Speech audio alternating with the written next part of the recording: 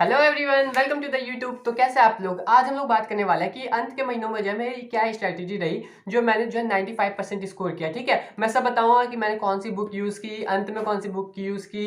ठीक है, मेरी क्या स्ट्रैटेजी रही, मैंने कब सैम्पल पेपर स्टार्ट किया, कब सैम्पल पेपर खत्म कर दिया। ठीक है, और उसके बाद जो है बोर्ड्स से एग्जाम से पहले जो है मैं क्या पढ़ रहा था। ठीक है, सो सब कुछ जो है डिटेल से बताऊंगा मैं। लेकिन आप लोग बहुत बोलोगे कि उसका प्रूफ क्या है कि अपना जो है मार्क्सिट बताओ। तो मैंने एक वीडियो बनाई थी, तो वो मैंने जो है वीडियो का लिंक जो है डिस्क्रिप्शन में दे दूंगा। ठीक है, वहां पे आप लोग देख सकते हो, उसमें मैंने अपनी जो है मार्कशीट शो की हुई है। ठीक है, सो आप लोग उसको देख लेना है। ठीक है, लेकिन इस वीडियो के बाद। ठीक है, तो हम लोग जानेंगे, एकदम विस्तार से जानेंगे। ठीक है, सो वीडियो को पूरी देखना और अंत तक देखना, तो जिससे कि आप लोग जो है इससे बहुत कुछ सीख सकते हो मेरी स्ट्रेटेजी से। ठीक है, सो आप लोग जो है 98-99% भी अच्छे से स्कोर कर सकते हो। ठीक है, सो लेट्स सबसे पहले बुक की बात करते हैं। देखो, मैं एकदम आराम से जो है सारे बुक का रिलेटेड बताऊंगा। ठीक है, कौन सी अच्छी होती है, कौन सी नहीं होती है। सबसे पहले जो है साइंस की बात करते हैं। मैंने साइंस के लिए कौन सी बुक यूज की थी? मैंने जो है साइंस के लिए फिजिक्स और बायो और केमिस्ट्री के लिए, देखो एनसीईआरटी से शुरू से ही स्टिक था। मेरे को पता था कि एनसीईआरटी के बाद केमिस्ट्री तो आने नहीं वाले। मेरे सर ने बोल दिया था जो केमिस्ट्री में जितने भी इक्वेशंस है, केमिकल इक्वेशंस जितने भी है,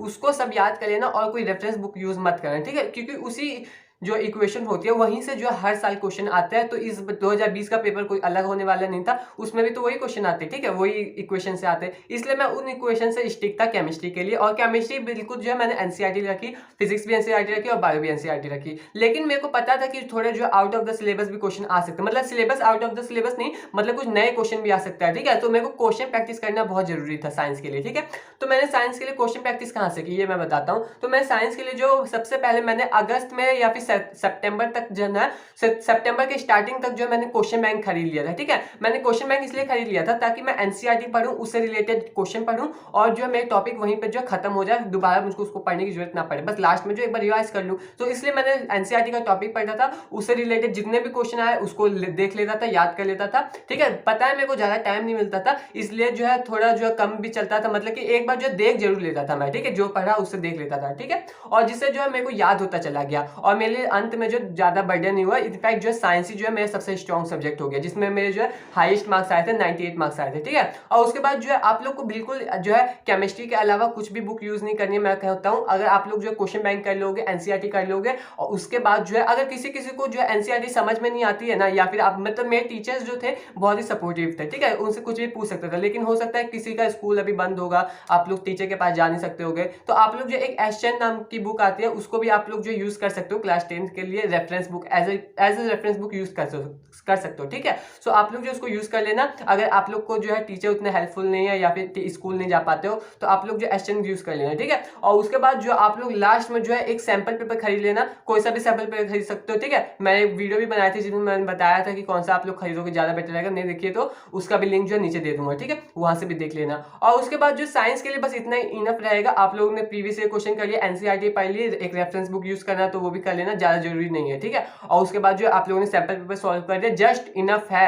इतना कर लोगे 100 में से 100 मार्क्स कोई नहीं रोक सकता है, भले बस आप लोग को जो है वो याद होना चाहिए। ठीक है, और बस इतना ही आप लोग कर लेना, क्योंकि और भी सब्जेक्ट बात करते हैं कि सोशल साइंस के लिए। देखो, सोशल साइंस के लिए बहुत ज्यादा कुछ याद करना पड़ता है। हिस्ट्री याद करना पड़ता है, सिविक्स याद करना पड़ता है, जियोग्राफी याद करना पड़ता है और इकोनॉमिक्स याद करना पड़ता है। हिस्ट्री किसी तरह याद हो भी जाती है, क्योंकि जो है वहां पे जो है स्टोरी टाइप का रहता है, तो वो याद हो जाती है, उसमें कोई दिक्कत नहीं आती है। और इकोनॉमिक्स सिविक्स भी जैसे तैसे हो जाता है। लेकिन बात आती है ये जियोग्राफी पे आती है बात, क्योंकि इसमें सिर्फ फैक्चुअल चीजें होती है। ठीक है, सिर्फ फैक्ट याद करना पड़ता है। ठीक है, तो ये सब याद करने में बहुत ही जो है आप लोग को जो है सर दर्द करने लगता होगा। तो इसके लिए क्या कर सकते हो, आप लोग लिख के याद कर सकते हो। देखो, आप लोग को स्कूल में जो है फेयर कॉपी शायद बनाने के लिए मिलती होगी या नहीं मिलती होगी। ठीक है, तो आप लोग कोशिश करो कि उसको जो है लिख लो एक बार, मतलब पहले पढ़ लो, फिर याद कर लो, फिर लिख लो, और उसके बाद जो है आप लोग फिर एक बार क्वेश्चन बैंक देख लो। ठीक है, तो क्वेश्चन बैंक में जो उसके जो कितने क्वेश्चन आए हुए हैं, वो कौन कौन से क्वेश्चन आए हुए हैं, एक बार पढ़ लो बस। ठीक है, हर रोज एक बार हल्का सा भी देख लोगे ना, तो आप लोग को जो थोड़ा थोड़ा जो है याद होने लगेगा। देखो, बहुत ज्यादा समय बाकी है, ऐसे नहीं सोचना कि बहुत कम समय बाकी, दिसंबर गुजर चुका है। नहीं, पूरा दिसंबर आप लोग के पास बाकी है,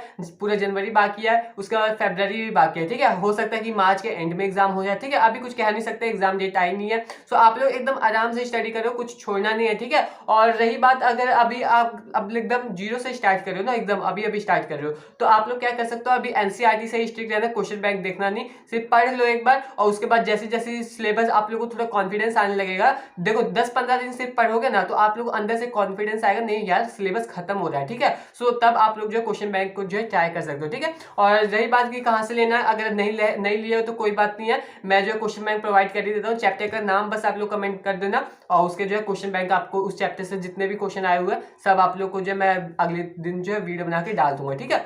और उसके बाद अब हम लोग बात करने वाले हैं मैथ्स के लिए, ठीक है। सो मैथ्स भी बहुत इंपॉर्टेंट सब्जेक्ट है। देखो 3 सब्जेक्ट बहुत इंपॉर्टेंट है, सोशल साइंस, साइंस और मैथमेटिक्स, ठीक है। इसमें मार्क्स अच्छे आ गए तो हिंदी इंग्लिश में जो है ठीक ठाक भी रहेंगे तो आप लोग को अच्छे खासे परसेंटेज आ जाएंगे, ठीक है। सो देखो मैथ्स के लिए आप लोगों को क्या करना है, मैंने मैथ्स के लिए क्या किया था, आर सवाल से स्टिक रहा था शुरू से एकदम शुरू से लेकर अंत तक। मैंने एक बार लाइव सेशन में दिखाई भी थी कि मेरी बुक की क्या हाल हो गया था, ठीक है। और उसके बाद फिर मैंने एनसीईआरटी यूज की थी, एनसीईआरटी लास्ट में यूज की थी, मतलब कि जैसे कि मेरे पूरा सिलेबस खत्म हो गया ना, उसके बाद सिर्फ मैं एग्जाम के लिए पढ़ रहा था आखिर के कुछ महीनों में। सो इसलिए मैंने एनसीईआरटी ली, एनसीईआरटी पूरी सॉल्व की। और उसके बाद जो है 1-2 महीने पहले, देखो मुझको पता नहीं था कि एनसीईआरटी एग्जाम्पलर भी नामक कुछ चीज होती है, सो इसलिए मैंने एनसीईआरटी लेट से ली थी। लेकिन आप लोग एनसीईआरटी एग्जाम्पलर जो है वो थोड़ी शुरुआत से ही जो है यूज कर सकते हो, ठीक है। सो अभी से ही जो है थोड़ा सा आप लोग एनसीईआरटी एग्जाम्पलर देखते रहें, ठीक है। उसमें क्वेश्चन अच्छे होते हैं, आप लोग की प्रैक्टिस जो अच्छी खासी हो जाएगी, ठीक है। सो यही मेरी स्ट्रेटेजी मैथ्स के लिए। और हिंदी इंग्लिश के लिए बहुत ही कम स्ट्रेटेजी मैंने अपनाई थी। क्या किया था मैंने,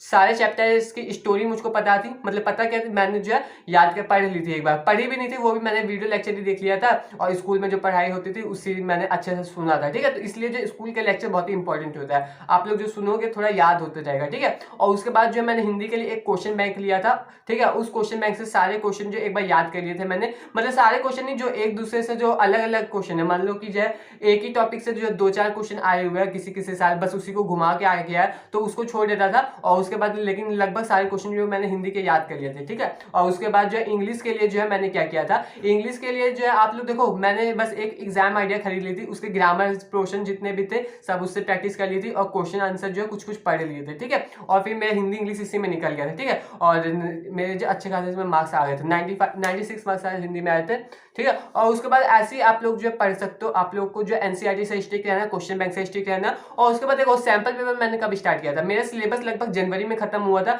इसलिए जो मैंने जो है सैंपल पेपर जो है एकदम अच्छे से वैसे स्टार्टिंग में मैंने जो है खरीद लिया था, मैंने नवंबर या दिसंबर के स्टार्टिंग में ही खरीदा था, और मैं जो है कुछ क्वेश्चन उससे बनाता था। लेकिन एक होता है ना कि एकदम एग्जाम टाइप आप लोग बैठो उस 3 घंटे में जो है आप लोग उसको सॉल्व करो, तो वो मैंने स्टार्टिंग किया था, मैंने लगभग जनवरी में स्टार्ट किया था, जनवरी के थोड़ा अंत में। और उसके बाद जो मैं हर रोज एक सॉल्व करता था, पूरा सॉल्व मैं नहीं कर पाया था, इसलिए जो मैंने कम से कम जो 5-6 सैंपल पेपर सॉल्व की थी वो इनफ था मेरे लिए, ठीक है। और उसके बाद जो है फिर मैंने प्री बोर्ड एग्जाम दिए फरवरी के स्टार्टिंग में, और फिर मेरे को गैप मिला, उसमें मैंने सारा सिलेबस रिवाइज किया। और फिर जो लास्ट का जो मतलब फिर जो मेरा एकदम जो है मान लो एग्जाम आ गया है 27 तारीख को या 26 तारीख को एग्जाम स्टार्ट हो गया था, ठीक है। और फिर मैंने एग्जाम जाके दे दिया था। सो यही आप लोगों के लिए स्ट्रैटेजी होनी चाहिए, एक बार सिर्फ आप लोग जो एनसीईआरटी से अपना सिलेबस कंप्लीट कर लो, थोड़ा कॉन्फिडेंस आ जाएगा, क्वेश्चन कंप्लीट कर लो, और उसके बाद जो अंत में जो 1 महीने बचेगा तो सैंपल पेपर सॉल्व करो, ठीक है। सो आज की वीडियो में बस इतना ही, और मिलता है अगली वीडियो में। तब तक के लिए कोई भी हेल्प चाहिए तो कमेंट में करो, और टेलीग्राम का लिंक भी डिस्क्रिप्शन में दे दिया है मैंने, ठीक है। सो बाय बाय।